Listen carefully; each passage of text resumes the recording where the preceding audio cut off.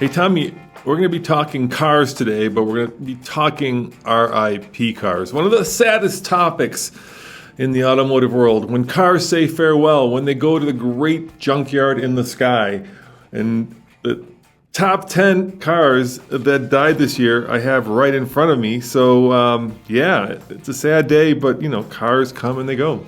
And in a lot of cases, they are replaced by new models. In some cases, they are not replaced by anything new, and they're just gone and slowly fade into the sunsets. But as you mentioned, we are discussing the top 10 cars that died so far in 2021. But before we get to the R.I.P. cars, R.I.P., rest in peace, let's talk about some news.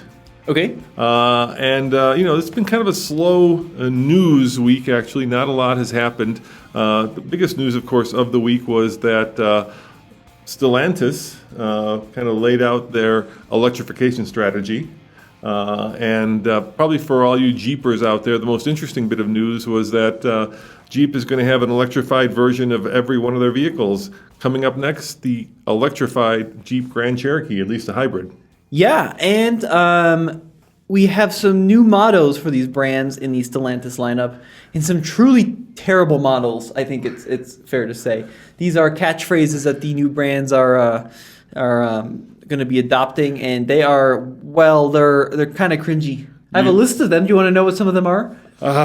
Reading through them, I died inside, but go ahead. I don't know, whoever came up with these should probably have gone back to the blackboard. All right, go for the new Stellantis model lineup. I guess their catchphrases, mottos, whatever the hell they are. Heating up people, but not the planet. Heating up people. What brand do you think that is? I think that's Alfa Romeo. I think that one's Fiat. Oh, is that Fiat? There's no room to heat up people in How about Fiat. this one? Tearing up the streets, not the planet. Oh, that's got to be Dodge, right? I think that one's Dodge, yep. And by the way, Dodge also unveiled their electrification plan. They're going to be building electric muscle cars. I think we knew that was coming. How about this one? Yeah. Green is the new cool. Green is the new cool. Yes, that's one of the brands in the Stellantis lineup. I'm going to go with Peugeot. I've forgotten already, actually. I think it might be like Opel or something. Okay, Opel. How about this one? There's one others that you will know for sure. There's some really bad ones. The Art of Travel Magnified, turning sustainable mobility into quality time. That one is Peugeot, I think. Okay. Zero Emission Freedom. What do you think that is? Zero Chrysler? Jeep. Oh, God. Zero Emission Freedom is the new Jeep motto. We've got a long way from the toughest four-letter word on wheels to Zero Emission Freedom. Oh, my. Maybe it's one of those cases of, like, it sounded good in French, but when you translate it to English, it didn't quite. Zero Emission Freedom. What do you think that translates to? C'est magnifique. But it doesn't work when you're talking it here. Yeah, I think I don't want to look. I think we've raked these guys over the coals enough. I suspect after the publicity that they've gotten off of all these logo motto thingies, they're probably gonna come back to the drawing board, wouldn't you say? Yeah. How about this one from 2024? Alpha becomes Alfa E Romeo. Jeez. All right. That's horrible. I Romeo? No, E as in like, put an E on anything and it becomes more sustainable, apparently, Dad. I thought it was I. We're past I now. We moved on to E. Yeah. Yep, for sure. The Iulia? Iulia? Iulia? No, Iulia. It'd be the Iulia instead of the Julia. Or the Julie E. Yikes. I Stelvio, I Vio. Oh, there's gonna be smoke coming out of your head if you think about this one too much harder, Dad. So let's move on to our list of the top 10 cars that died so far in 2021. Before one more thing, I'm gonna news-wise. If you're listening to this audibly, you will know that we are going to the Chicago Auto Show. Okay. This week, it's come back, our first auto show in like 2 years. If you're watching it on YouTube, the auto show would have just taken place. But anyway, there's a lot going on at the auto show. Ford is rolling out all of their hottest vehicles, the Maverick, the Bronco, and the Lightning. So they'll be there. I think, we're going to have wall-to-wall coverage. Me and Andre are going. Only one day this year, for the press days. So it's going to be busy, but me and Andre are going to be giving you as many new vehicle reveals as possible in the time that we have. Yeah, that's going to be an interesting week. I don't know what else is supposed to be debuted. So obviously we know what the Bronco and the Maverick and the Lightning look like. But is there going to be anything debuted? Any new vehicles? I don't know. That's always the thing, you know. We were expecting that to be the Tundra, but the Tundra got already kind of. I was going to say unveiled, but it was more of a train wreck than that. So who knows? Maybe they'll have a Tundra there. Wouldn't that be cool? That would be very cool. That'd be really cool. All right, the top 10 cars that died in 2021 so far. What is number 10, Tommy? So number 10 is the car behind me if you're watching on YouTube, but if you're not, it's the Volkswagen Golf. Specifically, the standard Golf. So the Golf has a bunch of generations, currently 8 generations. And in the US, we've had 1 through 7, but we are not getting the 8th generation Golf with an exception. What's the exception? Well, the 8th gen is coming to the States in GTI and apparently Golf R form only. But if you want a standard, stripped down, iconic Golf, you can't get one for the 8th generation. Now in Europe you can, like if you're listening to this in Germany or the UK, you can probably go out and buy an 8th generation Golf right now. It's just a standard model. But here in the United States, if you want the new Golf, you have to get a GTI or a performance model.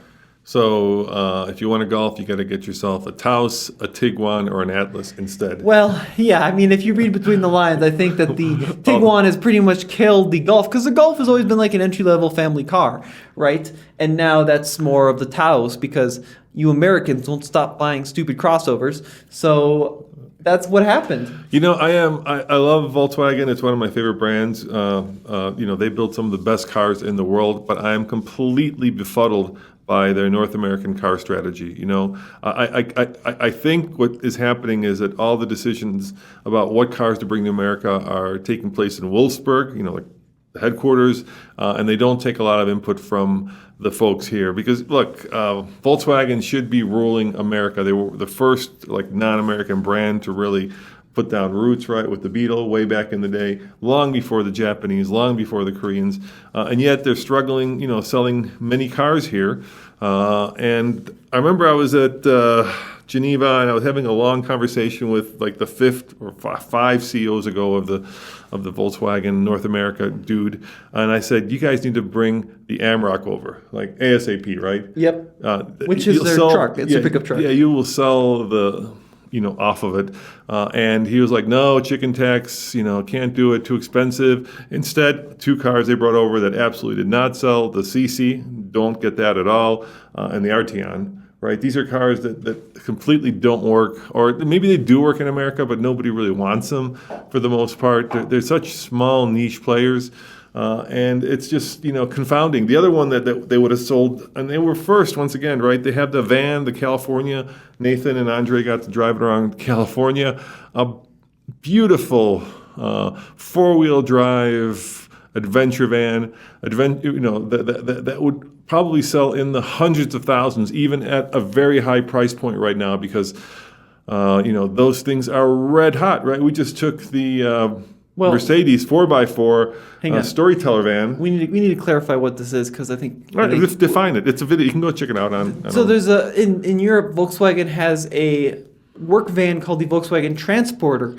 And one of the options that they will sell you is something called the California, which is a fully kitted out pop-top camper van right from the dealer. So this isn't some conversion. Volkswagen, you know, will sell you through a dealership a fully done little baby RV, basically. And it's not really like the Sprinter 4x4. It's much, much smaller. It's also not quite as off-road oriented. No, but it's got, you can get it in all-wheel drive. But can you get it in 4Motion? Yes, of course, yeah.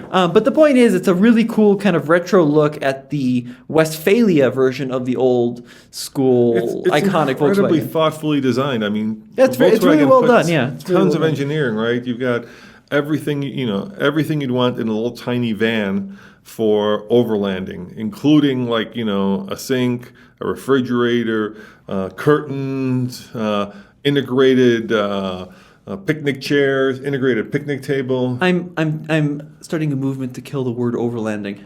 Yeah, I overlanding think means it's nothing. very, very overdone. Like Perhaps 5 years ago, it meant something. Perhaps Now, not overlanding, but perhaps the ultimate camping machine. If you wanted to take a cool vacation in a really unique warranty van, the Transporter California would be just amazing, but they don't bring it over. no, and I think Nathan and Andre, got to drive it around California like maybe 3 years ago, and then we went to Europe, and I was looking at them, zipping around there, and I had huge like lust for them, and they're expensive. They're like 60, 70,000 euros, and they'd probably have to be in that same number here. But I think even at $80,000, they would sell, like I said, the balls off of them, because we just took the Storyteller,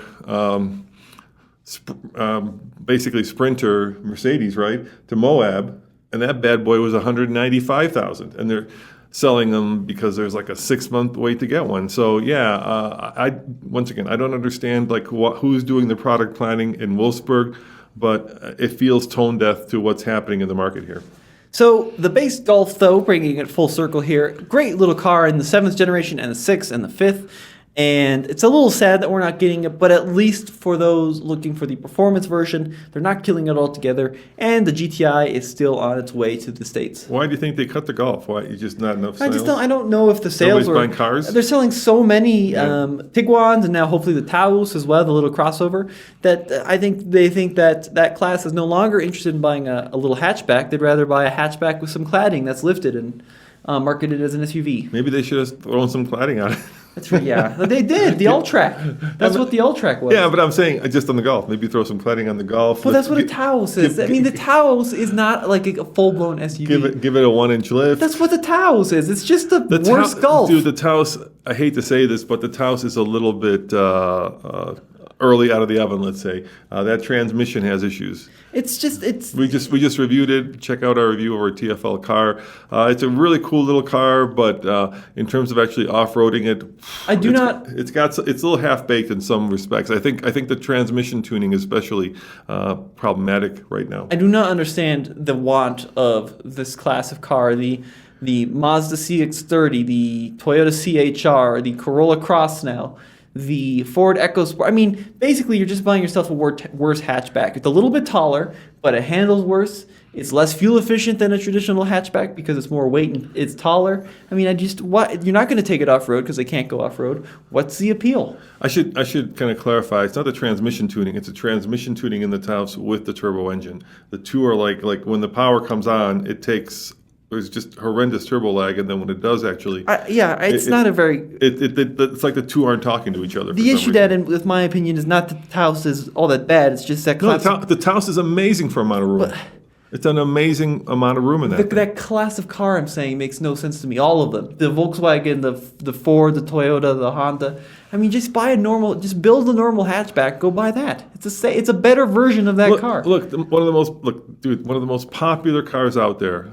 There is means to my madness is the car we just bought, which is a Crosstrek XV. And basically, they took an Impreza, they threw some cladding on it. And they made it worse. No, they made it very popular. They gave it, 8.9 inches of ground clearance, right? And they put symmetric all-wheel drive on it. And it's one of the most popular cars Subaru sells. Why not do the same thing to the Golf? Well, that's what they did with the Taos. It's the same car. No, it's not. It's not the same car. The Taos is a completely different chassis. It's a completely different vehicle. But from a fundamental thought process, it's just a slightly taller Golf. And I understand that the Crosstrek's really popular. It's not. The Golf has all this heritage, and it has this reputation of being one of the best cars in the world. So just throw some cladding on it and call it the Golf Cross, or I don't know, whatever you want, Cross Turismo, whatever you want to call it, and make it a little bit more off-road, or maybe stick some off-road lights on it. I would buy that in a heartbeat, and I think that would give the Crosstrek a run for its money. It would make the Golf relevant again, instead of just killing it and going to this silly Taos thing. They literally did do exactly what you said. It was called the All-Track. No, the All-Track was a station wagon. But it was just a slightly bigger Golf. No, it was not a Golf. It was based on the Golf platform. It was a station wagon. It's based on the Golf platform, though. It doesn't matter. The other issue bickering again, sorry. The other issue is that the Golf in the States never has had all-wheel drive unless you get the All-Track version. So we've never gotten an all-wheel drive Golf to lift. Why is there some taboo about putting all-wheel drive into a Golf? That you can't do it? Unpopular opinion too. I don't understand why you would get a Crosstrek over an Impreza. It's just a worse Impreza. It's more expensive. It's less fuel efficient. It has no more room. The ground clearance is a little better, but you're not going to take it off-road. The Impreza does pretty much the same all-wheel drive system. Why would you spend more and get a Crosstrek? My friends are like, oh, I'm going to get a Crosstrek, not an Impreza. I'm like, why? And they're like, because it looks a little bit cooler. I'm like, that's a silly reason to go buy a car. People buy vehicles because they talk to their heart, right? And the Impreza is just this kind of like, in a way, the Golf is, right? A runabout that has this reputation of being an affordable runabout, whereas the Crosstrek all of a sudden turns it into adventure. I'm not saying realistically there's adventure there, but with the cladding and with the lift, it just makes it look that much better, and it just talks to my heart, whereas the Impreza doesn't. And I think the same thing would happen with the Golf. Anyway, talks to your heart. It does, yeah. It speaks emotionally to me. Emotionally, it still is. I want that vehicle. It's just a worse Impreza. I don't know. I don't get that. How come sometimes when you take a person that's a brunette and you make them into a blonde guy or gal, they become more attractive? I don't know why that is. It just is, dude. Or the other way. Right. It just is. All right. Okay. All right. I don't know. It just is. All right. Number 9, Kia 900. K900. K900, yeah. Kia K900. The Kia K9, which of course wouldn't work here, was turned into the Kia K900 when it came to America, and it didn't work either. It's a great car. Well, underappreciated. It's an expensive luxury Kia sedan, which... and you said the word there, you kiss of death, one word. What, Kia sedan? No, sedan. Sedans are it's a dying segment. Nobody's buying sedans. I know. And so you're not only selling something that nobody wants, but you're selling into a massive headwind. And you're selling into a massive headwind, a very luxurious, a Lexus-like vehicle, but under a brand that has a reputation for being an entry-level brand. It's almost the kiss of death. So I combining those three things. I think that's why that brand, the Hyundai Kia family, brought out Genesis, right? So it could sell luxury sedans in a different brand with a different clientele. But also in that same boat is the Kia Cadenza, which is another very comfortable, luxurious car. Number 8 on our list? Yeah, number 8 on our list. Always, once again, same exact issue. Right. I mean, I think a Cadenza, which is not something you think of when you're thinking of a fast and sporty and cool car. You think of Cadenza? I do when I hear Cadenza. What's a Cadenza? Is that like a little hut? A credenza. Is that like a little building? No, a credenza is like a set of hut. Shelves. Are you sure? A credenza is like a little thing you put your clothes into in your living room. You're bedroom. Right. I thought it was like a little hut. No. Like a little tiki hut. No, it's like where you store your socks. Oh, well, the Cadenza was a comfortable Kia, which no one bought, unfortunately. So Kia is going to be focusing more on their key core products like the K5 and the Sportage, and now the upcoming EVs as well. And they are dropping these luxury sedans. So I would say, if you're looking for an incredibly well-built, an incredibly thoughtful and terrific and bargain sedan, Buy a Genesis. No, instead of going and getting an Accord or a Camry as a used vehicle, go find a used Kia K900 or Kia Cadenza. They're just incredible vehicles. These are the definition of two unappreciated cars. But once again, the same thing that's going to make them hard to sell new is going to make them hard to sell used, right? People don't have the understanding that Kia has just pulled itself up by its bootstraps, have become just a really credible, well-engineered, thought-out brand, right, that builds cars that rival any of the best from Japan. And unfortunately, people, I think when they think of Kias, they still think of, like the basic entry-level car from 20 years ago when the company first came to America. They are a little bit ugly. They're very... I don't know if they're ugly. They're just very stodgy. They're a little ugly. Stodgy, I never really like the look of either the K900 or the Cadenza. They're a little old manny to some extent. They don't resonate. A little bit of Buick Park Avenue in there. Yeah. They don't resonate with exactly the hot hatch crowd. Yes, I agree completely. And the next car, talking about now this is a car, and I apologize to all of you owners, But this is the definition of a car that was bashed over the nose with the ugly That stick. was cool, futuristic, No, it was unappreciated. No, oh my gosh. I like this car. I thought this was a good car. You've got the heart of like a 1950s accountant if you like this car. I don't think it's a handsome car, but I thought it was a kind of an interesting design and engineering experiment. And that is number 7 on our list, the Honda Clarity. Yeah. It came in, I think, I want to say 3 flavors. So there was, of course, the fuel cell version. Yes, hydrogen. There was the all-electric version. The battery electric, yep. And then there was a hybrid. Right. And they were all ugly. Well, I think, look, if you're going to cover up the rear wheels. They'd skirted rear wheels. That's pretty cool. No, it's not. That's pretty funky. No. I think anytime you put skirts on a car, you are creating, like, if I'm being kind, a beetle. If I'm being unkind, a cockroach. Oh, okay. It's got that kind of like it's scurrying across the road instead of driving across the road. They are a little weird to look at, I agree. But the fuel cell, I thought was pretty neat. I just really like hydrogen cars. I don't know if they make a lot of sense in 2021, but man, they're cool. So I really just love everything fuel cell. The EV was kind of crummy, actually. The EV only had like 80 miles of range. Yeah, it was not great. And it wasn't a California compliance car. It was like Honda came out with an EV where Tesla was doing 300 to 400 miles of range, and most other automakers now, the Bolt was out, and they came back with one that had 80 miles of range, or maybe it was 90, I forget. I drove it. The other thing about that car was interiors are spectacular. It's like the exterior and interior designers did not even talk to each other. The interiors are just beautiful on those cars. I don't even know what they look like. They're very they look very expensive. They look very upscale. A lot of interesting design language. But unfortunately, the outside of the car looked like Honda was channeling their inner Buick. Yeah, it's kind of cool, I guess. Yeah, it was. Kind of looks cool. like an Accord. It looks like a funky Accord inside. I think a lot of the current Accord and Civic design language came from the Clarity, at least internally. Yeah, I agree. I think that is a nice interior. Yeah, I don't think that the Clarity was particularly well loved for anything in particular. Look how modern that looks. Look at those clean lines. Yeah, it's nice. It's very nice. They did a good job with it. It was, you know what? I would call that soothing. It was one of those cars where you sat inside of it, and if you were stressed out, all of a sudden that stress would just melt away because everything you looked at felt just harmonious in its design. Harmonious. Yeah, it's just you had to get in the car. You had to maybe close your eyes when you walked to it. I don't know. Interesting. Yeah, very interesting. So Honda Prologue will kick off the next chapter, replacing the Clarity, and adieu to the Clarity and hello Prologue. That's Prologue. Coming. Prologue, yeah. It sounds like some kind of diet supplement. Apparently, that's what Zach says. A Prologue will.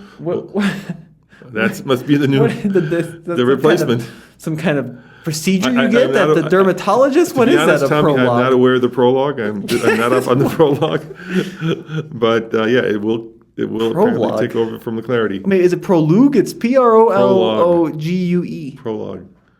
Prologue. You know what a Prologue is? No. Is it a procedure? No, it's not. Does it require a finger up the bum? No, a prologue is like the chapter in front of the first chapter of a book. Like a prologue. Like a well, why wouldn't that be the...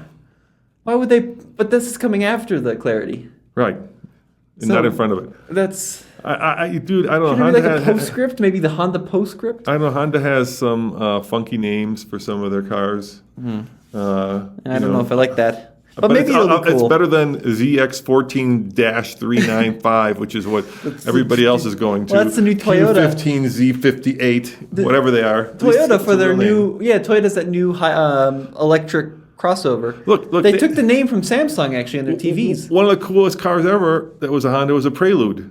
So Prelude and Prologue, very similar. Prelude is a cool name, but Prologue sounds like... Prelude is to music what Prologue is to literature. I know what a Prologue is. I just didn't put that together in my head as being They didn't consult the millennials. So if they consulted the millennials, they would have called it the White Claw.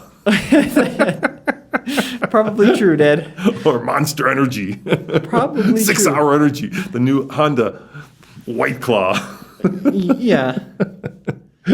Yeah, I just I don't like that very much. But anyways, I do not design cars, and that's a good thing. Number 6 on the list is the Mazda CX-3, which goes against your thought process that a lifted, by the way, hatchback will sell like hotcakes. The CX-3 is a lifted Did they Mazda put 3. cladding on it? Yes. They did not. They did put cladding on it. Cladding on us. They did not clad. They did. They did not. Have you seen the CX-30? Yes. That's the CX-30 is a Mazda 3 with cladding. There's no cladding on that thing. The CX-3? Yeah. It's got a little cladding. I know. It's There's got no some cladding. There's no cladding. If it is, it's body colored and it's almost invisible. Sorry, dude. This was kind of There's a very simple recipe. You need to lift the car. It's got cladding. Look at that puppy. And you need to. I don't want to look away. Look it up online if you're Googling this. It's got cladding.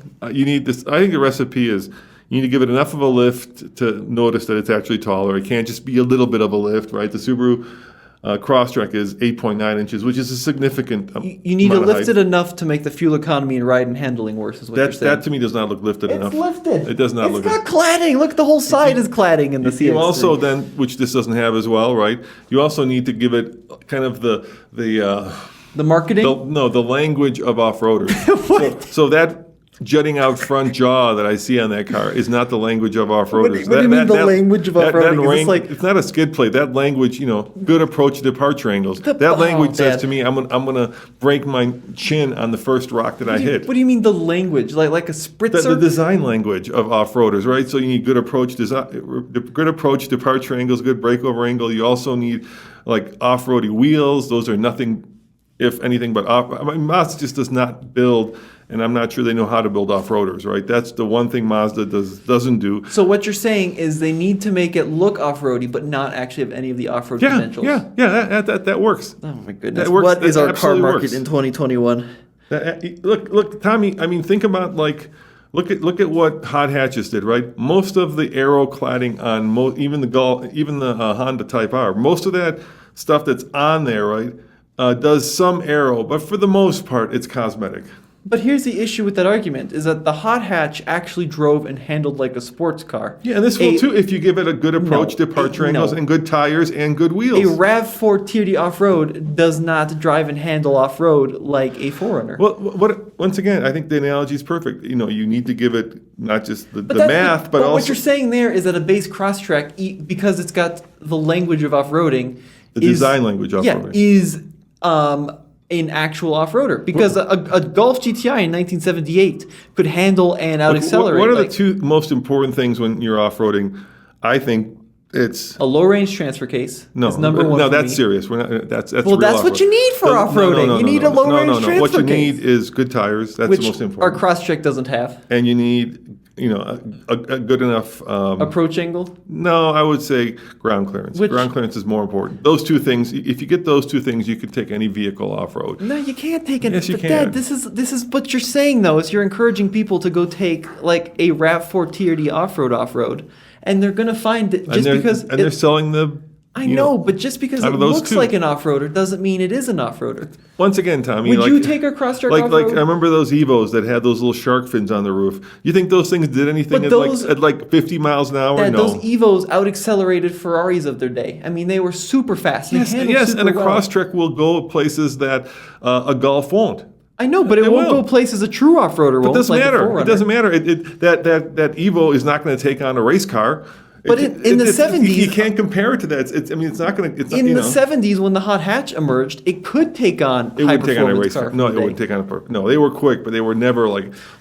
Around a circuit, I think in early 70s, or late 70s, even Golf the GTI would lift its tire. It was a fun car, but it was certainly, 98 horsepower? Come on. I know, Deb, but my point is that they actually had real performance that you could quantify. And the Crosstrek has real off-roadiness that you can quantify. Does a CVT 2-liter Crosstrek have real off-road performance? I'm just saying, if you want to do that comparison, take a standard Golf and take front-wheel drive and take a Crosstrek and take them off-road, and you will see the Crosstrek will go 10 times as far as that front-wheel drive Golf will. It'll go further, no doubt, but I'm not sure 10 times when you're going front-wheel drive versus all-wheel drive, you're going, Right, but the issue that is that versus 6 inches. People for the most part, aren't taking Crosstreks and RAV4s off-road. They're driving them on the road. Once again, it doesn't matter. You know this by now. It doesn't matter what the car really can do. It matters what you think that you're going to do. Most people will not buy a Porsche, which is a very well engineered and racetrack capable understand. car, right? And for not even the Porsche, let's talk about like a GT350 Mustang, a GT500, even a Corvette. Most people who buy those, 95% of them, or maybe more, 98% of them, will never take it on a track. But they buy them because they think they can, and they can. Do you think that and they'll be okay, right? But it won't compare to a race car. I get that, but do you think a CX-3 would have sold if they put BFGs on it and more cladding? Yeah. Yikes! I don't know if I agree with that I think at all. it would have. I think now because you said it yourself, overlanding, which means nothing anymore, has become so huge. Yeah, people want that. People want cars that express their lifestyle. The CX-30 is selling really well. Great. And that's just another lifted Mazda 3. Yeah, well, there you go. I think you made my argument. Well. All right, number 5 on our list is the 370Z. Okay. Apparently, this one is finally on its way out because Nissan has sold out of their 2020 370Zs according to their own site.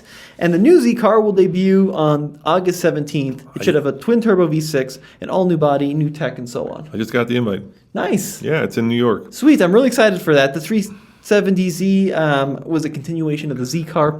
I don't think it was the best Z car they've ever done. No. I actually don't think the 350 was.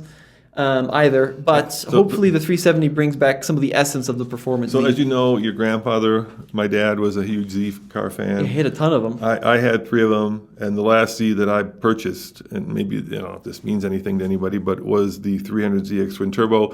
After that, they just became I don't know what it just became like if I felt like Nissan put all their engineering prowess and track prowess into the GTR, and then the Z just kind of was left to wither on the vine. They kept updating it and making it a little bit more modern, but it never had that magic after the 300ZX twin turbo, right? It just became very heavy and not particularly.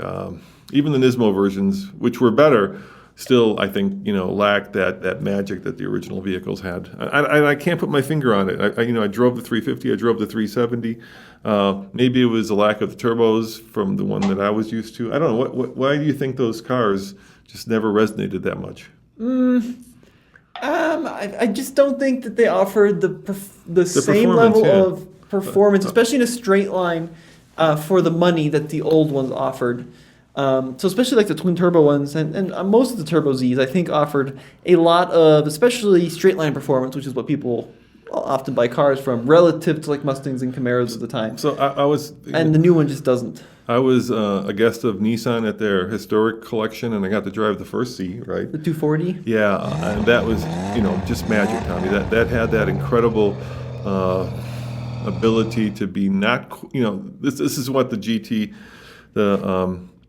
the BRZ is supposed to be, basically, right? A car that's all about balance. But that car just was alive in your hands. Even though it didn't have a lot of power, it just was incredibly fun to drive. It was responsive. It was connected to the road, shifting it through its gears.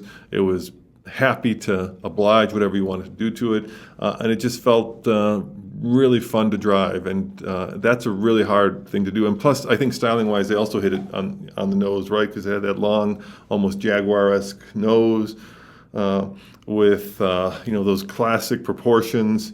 And yeah, it was a car that comes along maybe once in a lifetime. And it's hard to replicate that. Interesting. Yeah, sorry. It was just, I love that car. If I could find a good one, I would buy it in a heartbeat, but they've gotten very expensive.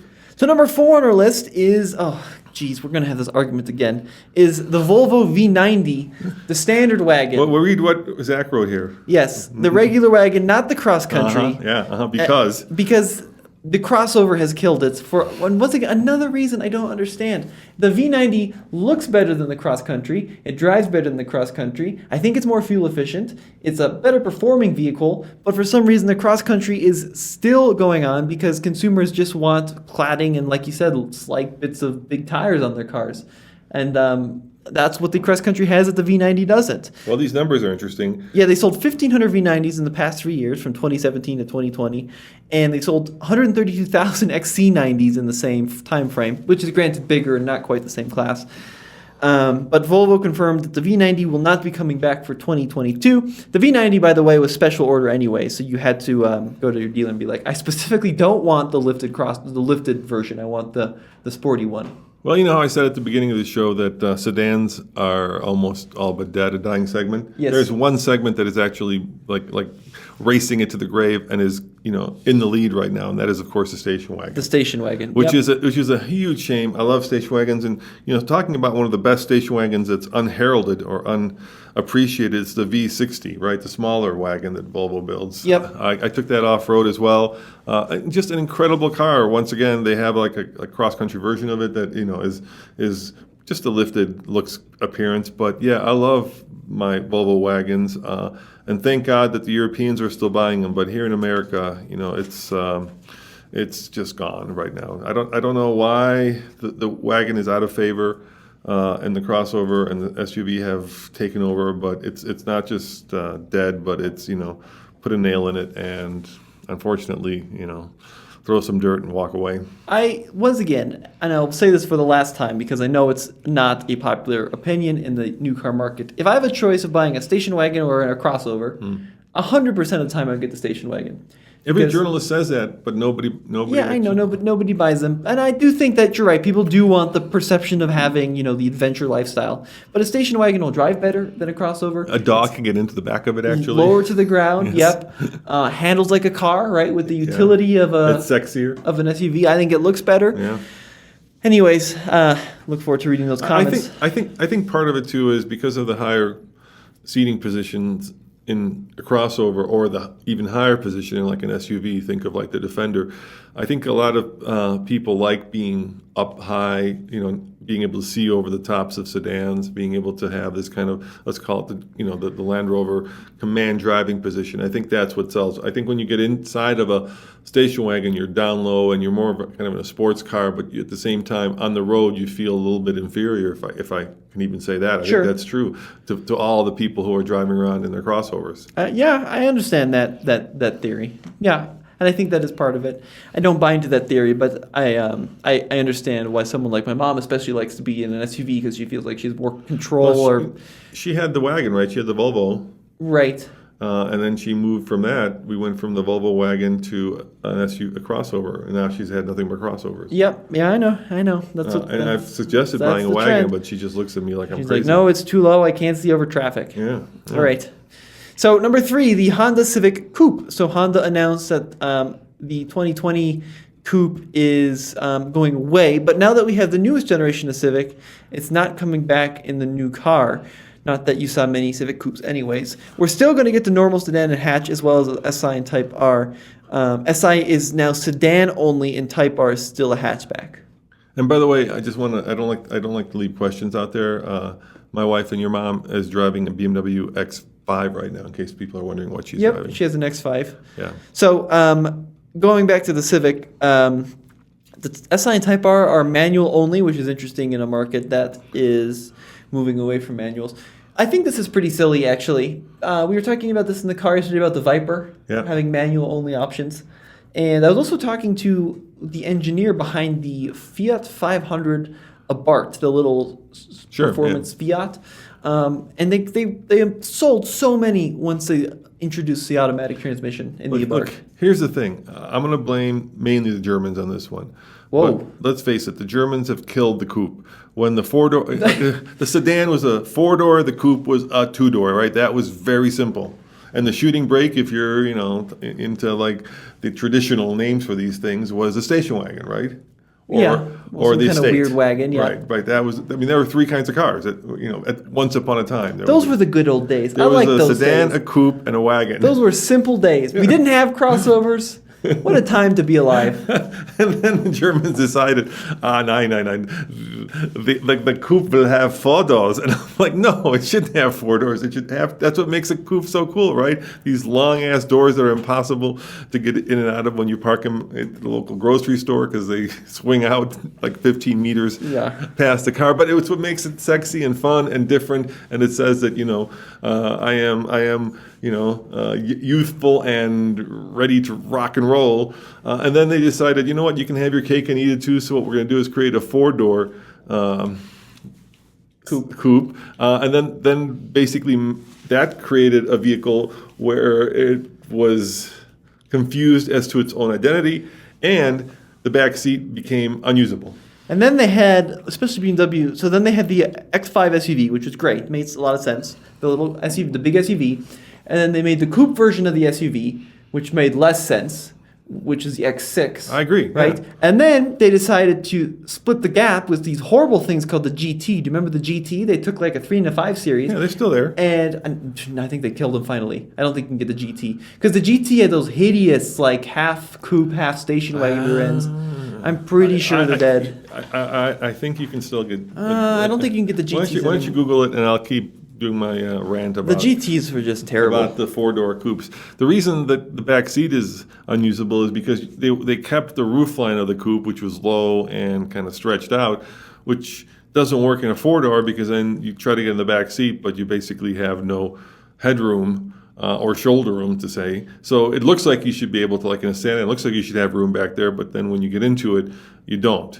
I guess that's better than trying to crawl into the back of a four-seater coupe, but nevertheless, it doesn't solve the back seat problem or the headroom problem. It just creates an easier way to get in and out of it. They are, in fact, dead. Are they dead? Yes, thank goodness. All right. Kill those puppies with fire. That's what I'm going Yeah. with. So anyway, and I think also once upon a time, a hot hatch, right, was relatively easy to define. I mean, the GTI was a classic hot hatch, right? And if you were to draw it, you'd follow the roof line, and then it kind of dropped at a 90-degree angle, and that was a hot hatch. But now with all these cars, like even the Tesla Model Y, right, that are basically hatchback coupes. Does that make sense? I like what Motor Trend called these GTs, by the way. What do they call them? The hunchback. Yeah.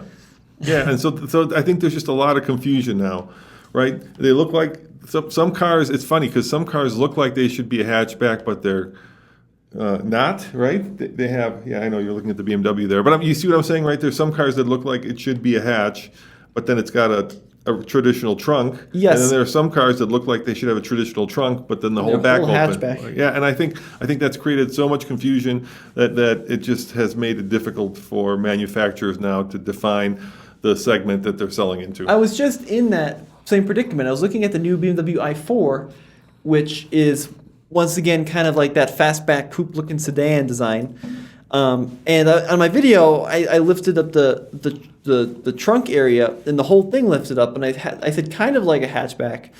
And the reason I said that is because when I say hatchback, people equate that with like a Golf. Right, yeah. Right? Or like a little economy car, like a Yaris. It's a mess right now. Yeah, and so I'm not surprised that the Honda Civic Coupe is dead. All right, what's number 2 on our list?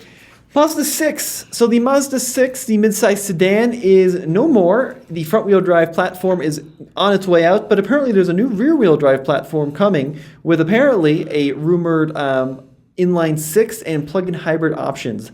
Mazda has big plans apparently for this new Mazda 6. It will look dramatically different if and when it comes back to the States.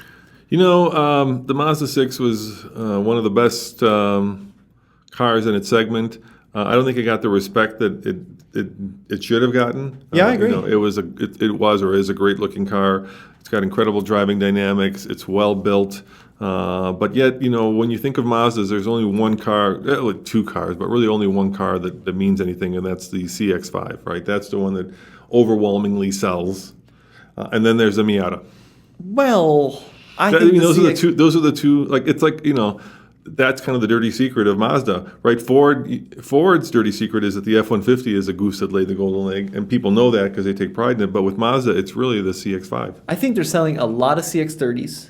I don't know the exact number. I'll have to look it up. I think they're selling a lot of the CX-30s, which is replace the CX-3. I want to say the CX-5 accounts for like 50 or 60% of I bet it's huge. Yeah, but I mean, not to discount the CX-9 is also pretty popular. It's weird. The CX-9 isn't as popular as the CX-5. It's not as popular, but it's like the CX-5 is in that segment, one of the leading vehicles in the segment from a very small car manufacturer. I think they still sell quite a few. Somehow, like the word has gotten out that car is great, and like it might be like word of mouth where people talk to each other and they're like, "Hey, I got this thing, and you should get one." I don't know what it is, but it's the car that built Mazda or that's keeping Mazda afloat right now. Yeah, I like the CX-5 a lot, but I'm not saying like CX-30 and CX-9 are the best in their class, but I think they sell quite a few of them. Anyway, it's just a funny brand when it comes to like those kinds of numbers. I love the brand in itself. I think it's once again it's relatively unappreciated. I think Mazda builds high quality cars. They're very old school, as far as I can tell from some of the people I've talked to who are familiar with kind of the company culture. It's a very old school company. It's very small. It's based in, I think, Hiroshima, right, in Japan, and that's kind of like the heartland of Japan. So it just has a different kind of vibe to it. And the car. The other problem with Mazda is that it's kind of in this dead man zone for car companies, right? It's not small enough to be a boutique car company, where like Ferrari, where you can just get away with selling a small amount of cars. But it's not big enough to have kind of that like Ford or GM or Toyota Honda kind of mass of production. Very true. It's tough. All right, and number one. Yeah, number one is the Land Cruiser. So this has been talked about a lot, but this is the 200 Series Land Cruiser. Is a current one you can buy right now, and it is no more apparently for the United States market. It was introduced in 2008. Is that right? 2007? Yeah. I think it was 08 we had the first model year was 08 in the States. Yep. And it's big 5.7 liter V8, legendary rock crushing reliability.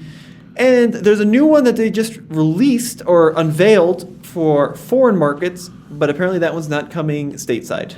Yeah, ironically, it's selling really well now. They've sold 3,500 so far, which is more than they've sold. What, the Land Cruiser? Yeah, in 7 months. But they do have that cool new Heritage Edition, yeah. which is a really cool trim. It's got old school. I think people have figured it out that it's going away, and so maybe Toyota will change its mind, and maybe they're playing the long game here, where it's going away, guys. Oh my gosh, sales have doubled. Guess what? Because sales are so popular, you've demanded it, so we're going to keep it, and we're going to bring back the 300 series. Maybe you're right. That would be funny, but consistently the 200 series sells just a few thousand a year. Yeah. Right? And it has since 2008, and it's just in relative Toyota's market share and the number of units they sell, it's hardly any. Right. Having said that, though, its cousin, the LX 570 from Lexus, sells in pretty big volume relative to the Land Cruiser. So the rumor is that they're going to bring the 300 series to the States in Lexus form, but not in the Land Cruiser name. So I would say you kill that car at your own risk, Toyota. I understand that it's about economics,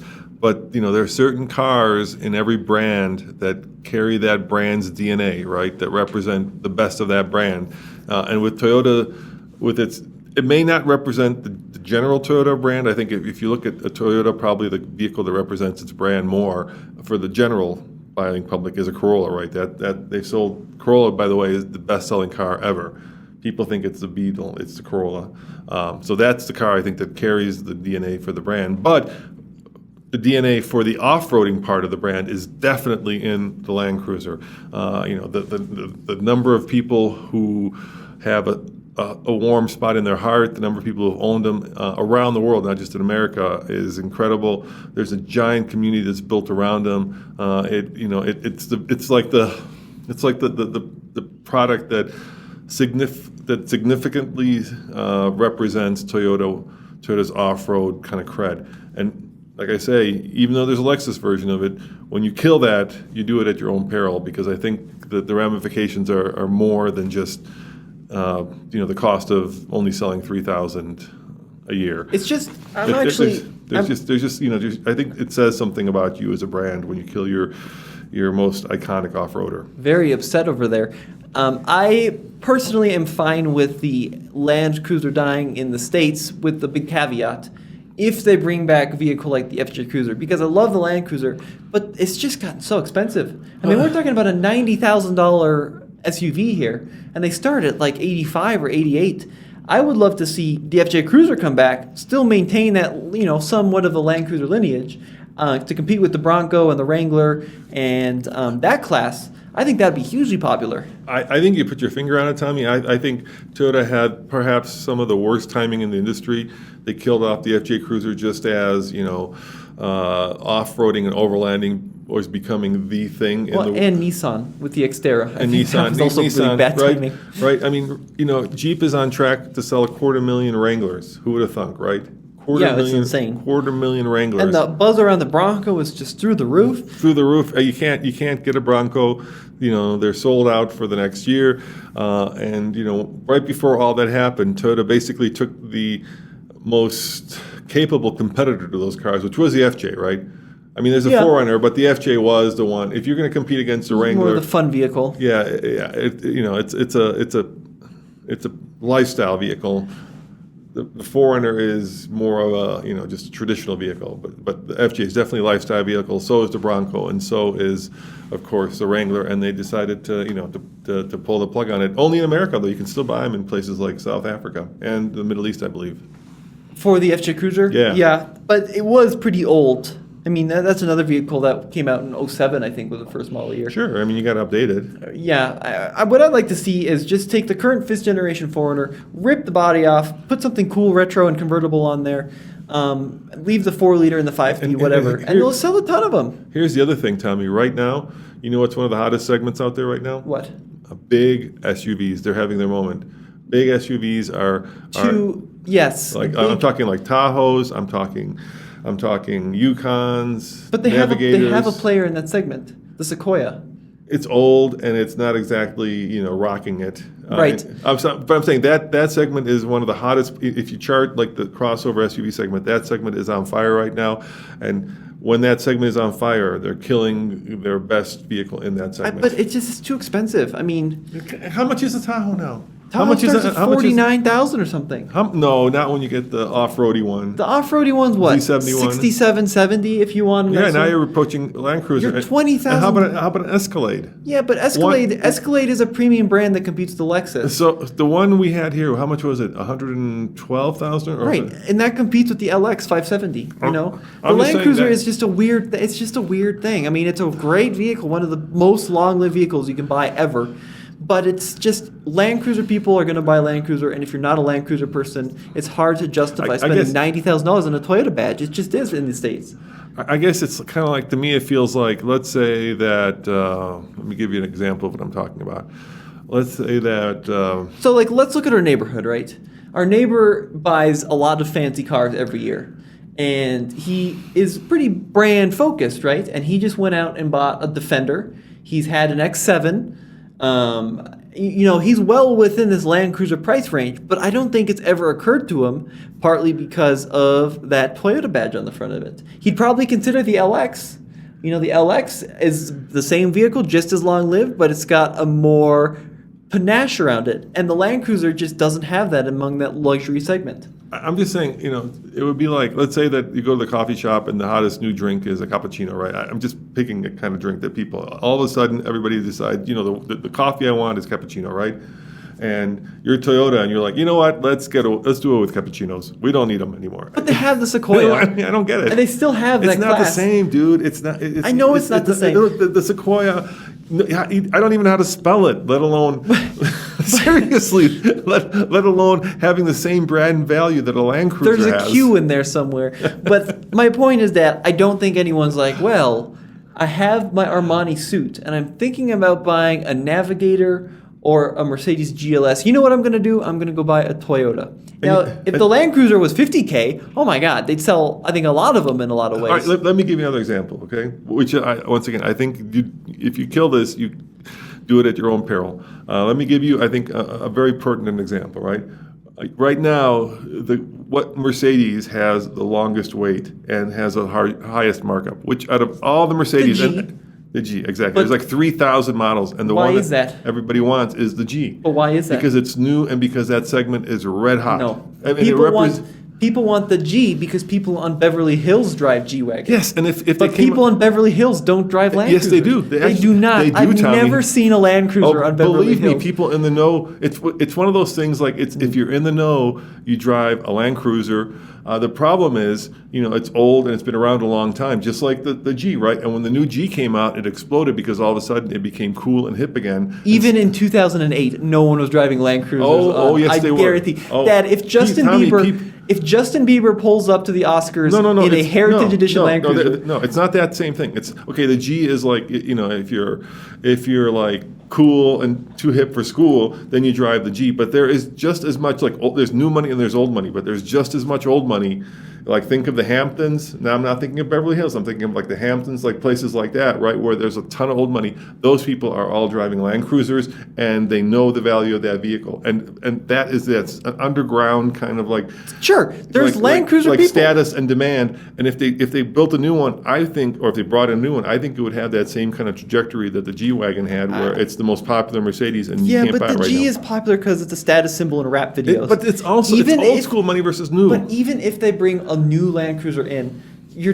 I just don't see them selling it at $90K. I mean, I see them selling it. If I were Toyota, I would just blow through $100K. I would make that thing like the poster child for $120,000. Why wouldn't you make it a Lexus then? Because Lexus is a premium brand. Because it doesn't have the brand equity and it doesn't have the brand reputation that the Land Cruiser has. The Land Cruiser has a ton of brand equity. The Lexus to me says old man. The Toyota Land Cruiser says rich, serious old money, and that's a whole different vibe that I want versus the one that I don't want. See, in my mind, Land Cruiser, and from folks I talk to, Land Cruiser represents dependability. It represents longevity, off-roadability, old money, toughness, but it doesn't represent rich. There's some folks out there who are really pragmatic, and they're like, I'm gonna buy the car that'll last me 300,000 miles. But if you have that kind of money, there's a good chance you're going to say, I want the Range Rover brand. It's like the difference between Warren Buffett and Elon Musk, right? Elon Musk is way more cool right now than Warren Buffett. But there are people that want both. There's some people that want to be like Musk, but there's a lot of people that want to be like Buffett. There is a lot of that kind of deep down old school, old respectability that people strive for and want and appreciate and has brand value. Sure, there's a flashy stuff, right? But there's a. I agree. I'm all about the Land Cruiser. I love it, Dad. But I think that's a really good example. There's a lot more folks interested in Musk right now in this culture than there is Buffett. There just isn't that much interest in Warren Buffett. I see Elon Musk. I would say the smart money is in Buffett. The smart money is in Buffett, but the smart money isn't cool right now, and it's not drawing people to that lifestyle. Maybe it's just a matter of our age difference. Maybe when you get to be ultimately, older, but you'll understand kind of. Then why is it not the best-selling car since 2007 when it was debuted? It was a brand new car at one point. I just think the people who knew what it was worth and what it was bought it, and the rest of us didn't. That's why I'm saying with the right marketing campaign and the right new product, they could actually blow that thing out the door like they did with the G-Wagon. I think that it's got that same potential, and I think killing it is, like I say, you do it at your own peril. But if I were Toyota, I think you've got a diamond in the rough there that would, drive traffic to your dealerships, would elevate the brand, and would reinforce Toyota as a leader in off-roading. So if you want to kill it, go for it, guys. But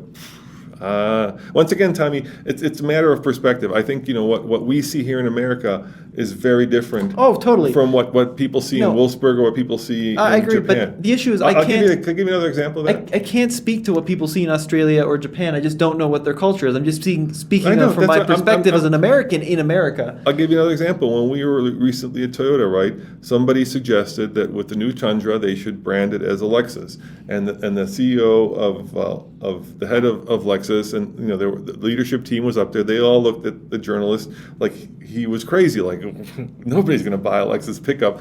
And I thought to myself, it's brilliant. It is absolutely brilliant. They all went Blackwood. Who bought a Lincoln Blackwood? I'm like, that was absolutely the wrong way to go, right? There are a ton of Lexus buyers out there, tons of them, who also own King Ranches and who also own High Countries, right?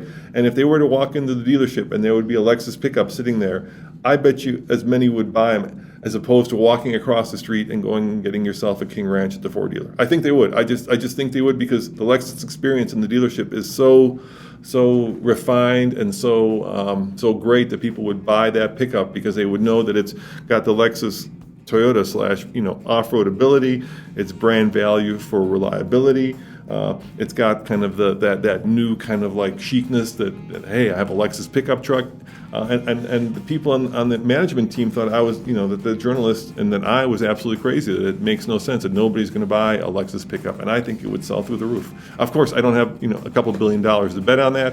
It's a whole different, thing when you're just kind of ham-boning it here, but my gut tells me a Lexus pickup, if you created it based on a Tundra, it would do really well. I don't have the next 3 hours to have that argument with you, but it is an interesting idea. And as always, guys, let us know what you think of this R.I.P cars in the comment section below. And are there any others you think are on the chopping block? For sure. Chop, chop, chop. Yeah, it's a shame. All right. Thanks for watching, and remember, check out, of course, all of our YouTube channels, TFL Car, and thank you especially to all of our Patreon members who are helping to support this podcast. As you can tell, there are no commercials on it. It's getting harder and harder to do that because of the amount of time and effort that we're putting into these. At some point, we have to pay our rent. So we're really grateful to our Patreons for making this possible. Tommy, thank you for joining me, and guys, thank you for joining us, and we'll see you next week. Yep, see ya. Ciao.